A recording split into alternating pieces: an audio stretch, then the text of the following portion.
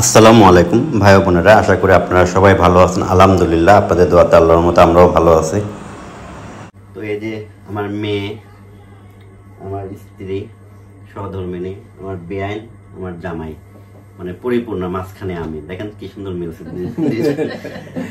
তো যে কথাটা বলবো, মেন যে কথাটা, সেটা হলো যে আপনাদের সবার প্রশ্ন বা জানতে ইচ্ছে বা আমাকে দোষারোপ করতেছেন যে আপনি তানজিলাকে নিয়ে আসলেন না কেন। কারণ হাসপাতাল থেকে সরাসরি কেন আমার মেয়েকে হলো আমার বাড়িতে না নিয়ে এখানে নিয়ে আসলাম বা এখানে দিয়ে গেলাম কেন, এই তো আপনাদের মেন কথা। তার আগে আমি আরো কিছু প্রশ্নের উত্তর দিই। অনেকে বলতেছেন যে হয়তো জানেন না যে ভাইয়া তানজিলার কি সিজার হয়েছে না নর্মাল হয়েছে। তো ওর সিজারে বেবি হয়েছে, কারণ ও মানে যেদিন বেবি হয়েছে তার পরের দিনই কিন্তু হাঁটাচলা করছে, তাই না? যার কারণে আমি ওটা ভিডিওতে আপনাদের দেখাইছি। অনেকে প্রশ্ন রাখছে যে নর্মাল এই সিজারের পরের দিনই কিভাবে হাঁটে। যাক, ওর ওটা মনোবল ছিল, বিদায় পারছে হাঁটতে। অনেকে পারে না, অনেকে তো বাথরুমেও যেতে পারে না। হ্যাঁ, মনোবল থাকতে হবে, একটা মনোবল থাকতে হবে, নিজের একটা ইচ্ছা শক্তি থাকতে হবে, যার কারণে ও পারছে। ওটা ওর ছিল ভিতরে। হ্যাঁ, আর দ্বিতীয়ত আরেকটা আপনাদের কেমন প্রশ্ন যায় না, ভাত ছাড়ো 1 মাস আগে হয়েছে, আমরা নাকি এখন শো আপ করতেছি। এটা আপনারা কোথায় পাইলেন আমি জানি না। আমার মেয়ের যেদিন বেবি হয়েছে সেদিন নাকি আপনাদের সাথে আমরা সামনাসামনি আসছি এবং ওটাই প্রেজেন্ট করছি। আগে আমরা ওই ধরনের আসলে কোনো করি না। ওই যে ফেক নিউজ, কিছু ফেক নিউজ ছিল এজন্য। হ্যাঁ হ্যাঁ, আর আমরা তো রেগুলার ব্লগ করি। আমি ওই ফেক ভিডিও আমি দেখছি। ওই যিনি বাচ্চাটা করে নিচ্ছে ওনার হাতের কালার দেখবেন, আমার শাশুড়ি কালার কি ওরকম, হাত কি রোগা, মনে হচ্ছে যে দাদিরা মানে একদম মুরব্বী, মানে একটা ফেক নিউজ। যাই হোক, আমি তো আসলে ওগুলা দেখি না বা জানিও না, আমি শুধু আপনাদের সামনে কথা বলি। নানির হাত আর ওইখানে দাদির হাত দেখি, এই যে দেখেন সবই ফর্সা, আর এই যে আমার হাত, আমার হলো আমার দিকে কালো হাত।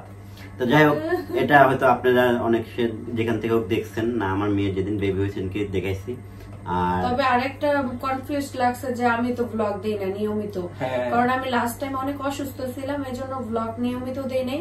অনেকে ভাবছে যে ব্লগ দেই না তার বাচ্চা বেবি হয়েছে, আমরা হয়তো আগে জানি কিন্তু পরে এটা তা না। আসলে আমি অসুস্থ ছিলাম, এইজন্য ওই ভিডিওটা আমাকে সেন্ড করছে আমাদের কাছে। তাড়াতাড়ি করার রিজনও কিন্তু এটাই ছিল, আব্বু ঠিক না হলো যে আমি অসুস্থ। তারপরে এই লাস্ট মেয়েকে আমি যেদিন দেখে গেলাম, সেদিনকে আমি মেয়েরে বললাম যে মা তুমি ডাক্তার দেখাও, তোমাকে যদি কালকে সিজার করতে বলে তুমি কালকে সিজার করে ফেলো।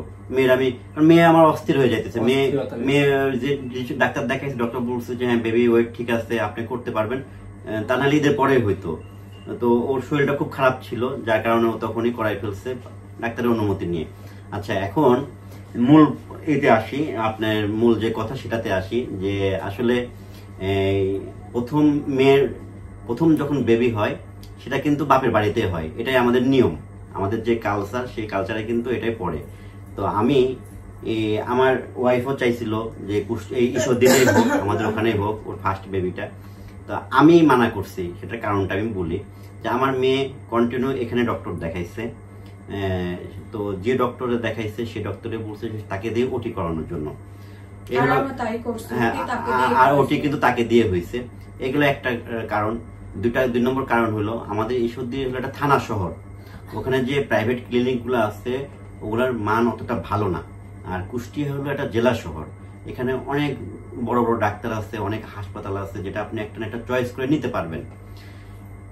3 নম্বর কারণ হলো যে মেয়ে কিন্তু 2.5 দিনের মাথায়, মেয়েকে কিন্তু মানে কেন ওখানে হইলো না, তাই নিলাম না। আচ্ছা, এই 2টা কারণ। 3 নম্বর যে এখানে কেন মেয়ে আসলো সরাসরি মানে হাসপাতাল থেকে, আমি তো পরেও নিয়ে যেতে পারতাম, কথা তো আপনাদের যুক্তি আছে, সেটাই আমি ব্যাখ্যা দিই যে মেয়ে কিন্তু 2.5 দিনের মাথায়, 2.5 দিনও না, কারণ ওদিনকে বিকালে ওটি হয়েছে, 2 দিনের মাথায়।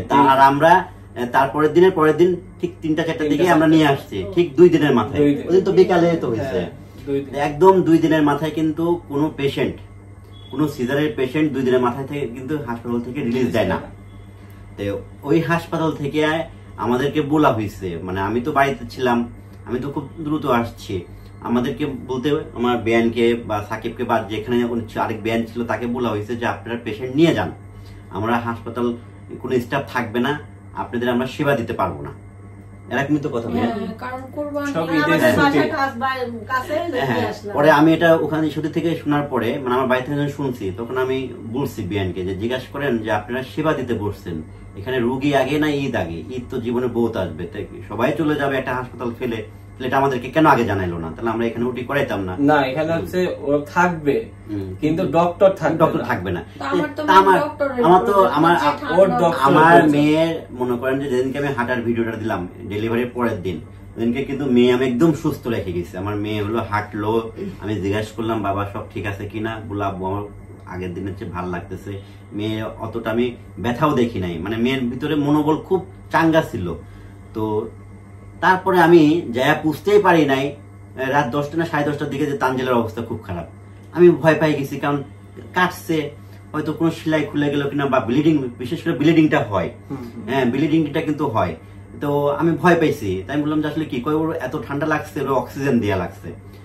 আমি অক্সিজেন প্লাস গ্যাস নিশ্চয় নিতে পারতেছে না, মানে মেয়ে নিয়েও অস্থির হয়েছে। বিয়ান বলতেছে কি ছিল ব্যান, মানে আপনি যে বললেন তানজিলা চোখ টোক কি উল্টায়, সে মনে হচ্ছে নিঃশ্বাস বন্ধ হয়ে যাবে, মনে হয় সে আমার মনে হচ্ছে কাঁদি ফেলা দেবো না। আমি বিয়ান হলো ব্যাগ, আমরা তিনজন তো অস্থির, ও আসবেন মা বেড়াচ্ছে, ডাক্তার ডেকে গরম করে দিচ্ছেন, মানে আমি বুঝতে পারি না।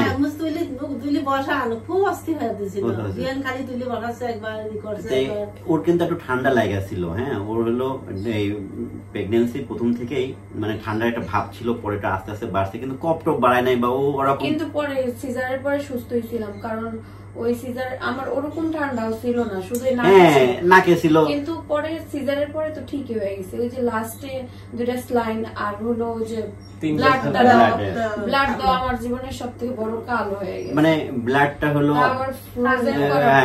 ব্লাড নেওয়া হয়েছিল, সেই ব্লাডটা হলো ডিপে ছিল, ওটা তো নরমাল টেম্পারেচার করে দিবে, তো একটু ঠান্ডা ব্লাড দিয়ে দিচ্ছে যখন করতেছিল। ওই মনে করো যে ডিপ থেকে বের হলে ফ্রিজ থেকে মাংসের গায়ের যেমন পরে ওরকম টপ টপ করে পানি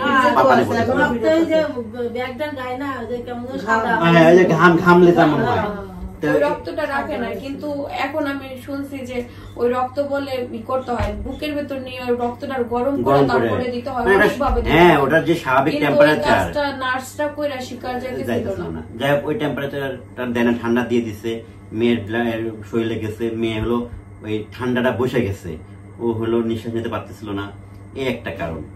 তো আর ও তো সেলাই করছে, ও তো সেলাই কাটা হয় নাই, কাশি দিতে পারতেছে, ও তো এখনো সেলাই কাটা হয় নাই, সেলাই কাটবে কবে? সেলাই কাটতে এখনো 11 দিন পর সেলাই কাটবে, 11 দিন পরে। তে আমি মেয়েকে যে এখান থেকে নিয়ে যাব, আবার সেলাই কাটার জন্য নিয়ে আসবো, ওর কি এখন সেই পরিস্থিতি আছে? এটা আপনারা একটু ভালোভাবে চিন্তা করে দেখবেন, যে আমি যে ওকে নিয়ে গেলাম, আমি তো ওরে, ও যদি এখন বলে আমি এখনই নিয়ে যাবো। শোনেন, এটা বলা নাই যে প্রথম ফার্স্ট বেবি শ্বশুর বাড়ি হতে হবে, এটা কোনো লেখা নাই, এখন এটা হলো একদম যারা গ্রামে থাকে তারা এটা নিয়ম।